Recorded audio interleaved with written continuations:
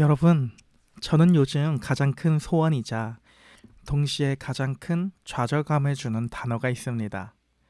그리고 이건 저만 느끼는 감정이 아닐 것입니다.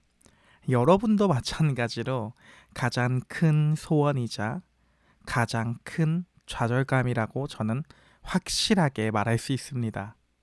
저와 여러분에게 가장 큰 소원이자 좌절감도 동시에 주는 이 단어는 무엇일까요? 로제가 부릅니다. 아파트 아파트 아파트 아파트 어허 어허와 같은 내용입니다. 오늘 성경은 바로 내 집 마련에 관한 내용이 나옵니다. 오늘 성경은 집 문제를 두고 하나님과 다윗 사이에 대화가 오갑니다. 다윗은 하나님, 저는 이렇게 좋은 백향목으로 지은 궁정에 사는데 하나님은 어찌하여서 천막에 사십니까? 라고 하며 하나님, 제가 으리으리한 집을 지어드리겠습니다 라고 말합니다. 그러나 하나님은 코웃음을 치시며 너가 나의 집을 지어준다고? 웃기지 마라. 오히려 내가 너를 위해 영원히 무너지지 않는 진짜 집, 즉 너의 왕조를 지어주겠다. 너의 자녀들이 계속해서 왕의 자리에 있으리라 라고 말해주는 것입니다. 하나님께서 다윗과 함께 언약을 맺어주는 오늘의 이야기를 함께 살펴봅시다. 6장입니다. 우사의 비극과 춤추는 다윗에 대한 이야기가 나옵니다.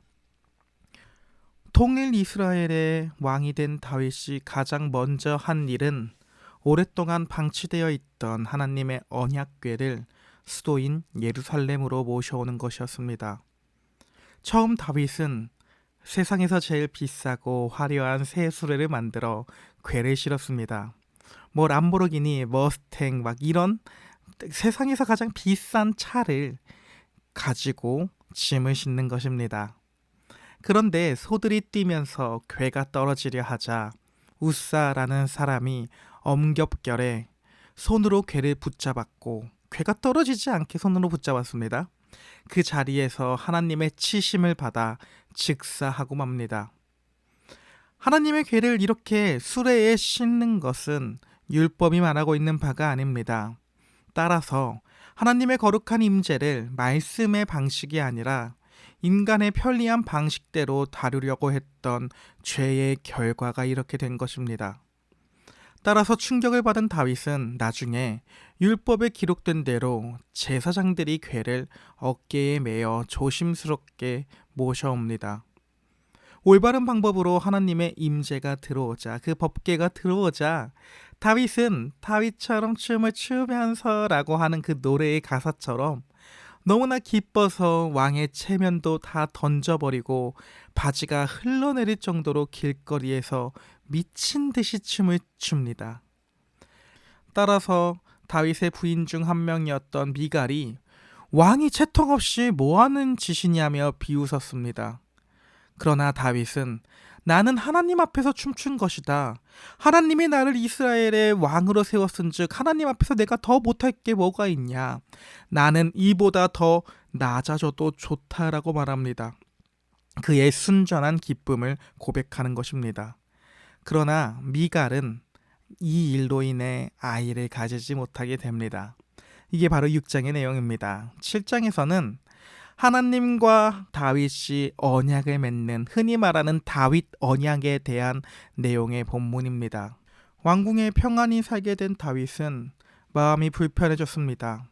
자기 자신은 화려한 백향목 궁전에 사는데 하나님의 궤는 초라한 텐트 안에 있었기 때문입니다.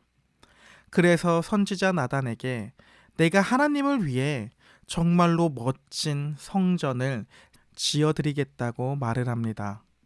그런데 하나님의 반응은 기뻐하기는커녕 다른 반응을 보입니다.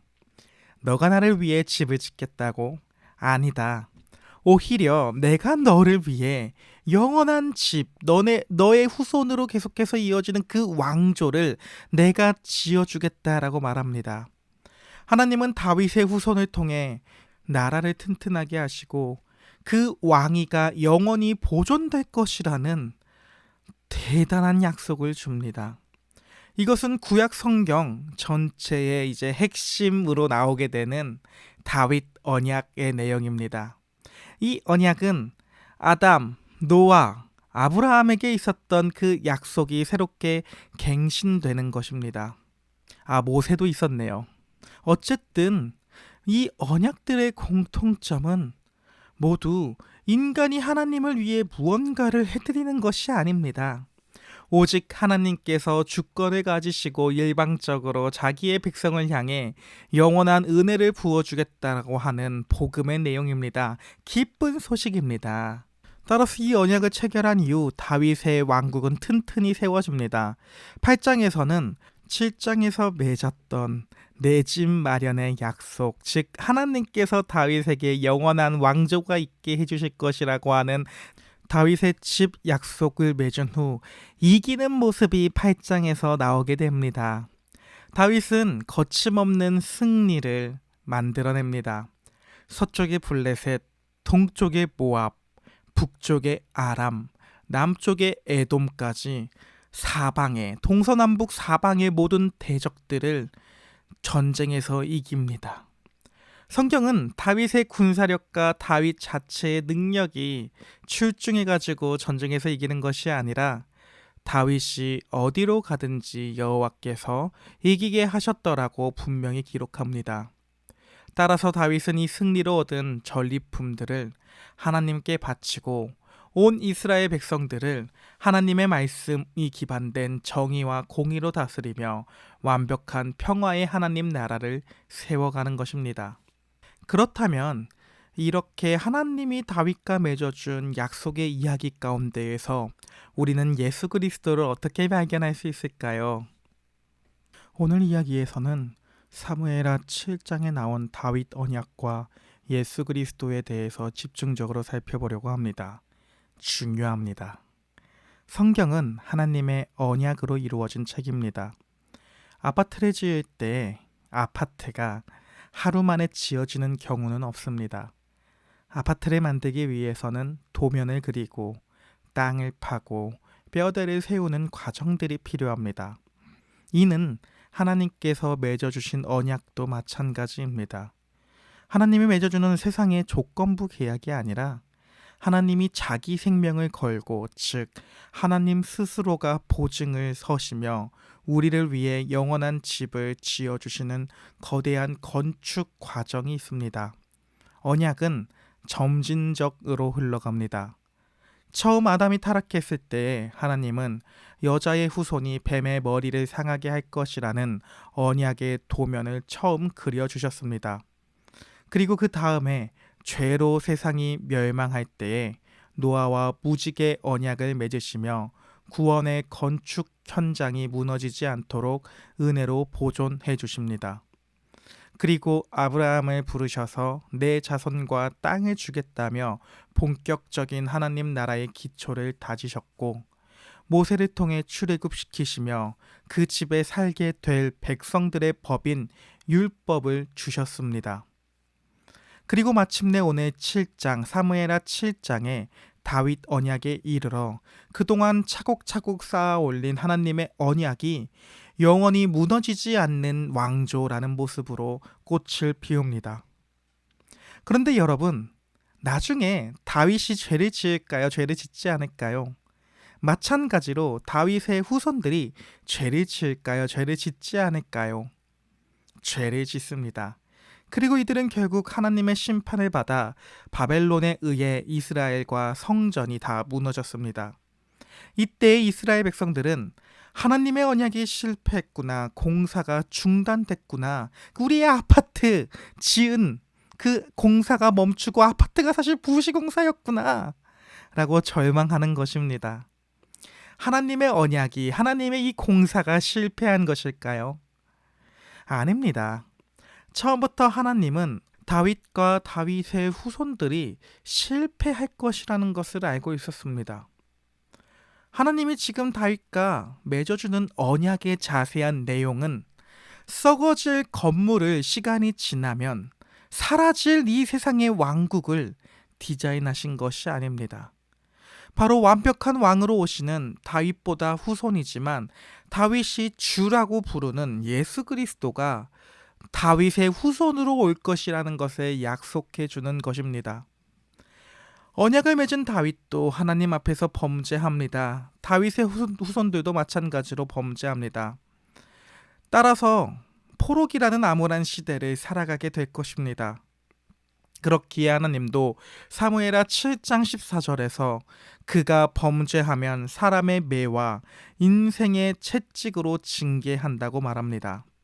그러나 그 뒤에 있는 말인 내 은혜는 절대 빼앗지 않겠다. 나의 한결같은 사랑이 그에게서 떠나가지는 않을 것이다 라고 말하는 것입니다. 하나님은 다윗의 실패와 다윗 이후에 있을 왕들의 모든 실패를 알고 있습니다. 따라서 하나님은 예수 그리스도라고 하는 다윗의 후손을 준비하십니다. 결론적으로 우리가 맞아야 할 사람의 매와 인생의 채찍을 예수 그리스도가 맞도록 하시는 것입니다. 우리가 받아야 할 고통을 예수께서 십자가에 달리시며 받는 것입니다. 우리가 밥 먹듯이 깨뜨리는 그 언약의 저주를 주님께서 자기의 피로 감당하시는 것입니다. 이렇게 고통 가운데 예수님은 죽으시고 부활하십니다. 이로 인해 창세기의 아담 때부터 약속하셨던 영원히 무너지지 않는 하나님 나라의 집을 완벽하게 완공하여 우리에게 주시는 것입니다.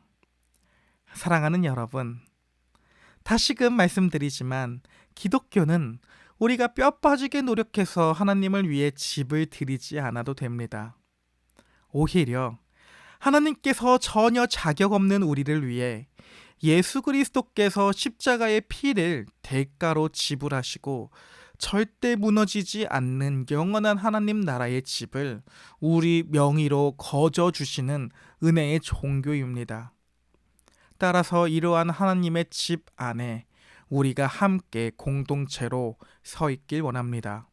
이 집 안에서 위로와 행복과 기쁨을 누릴 수 있는 우리 모두가 될 수 있기를 기도합니다. 힘내봅시다.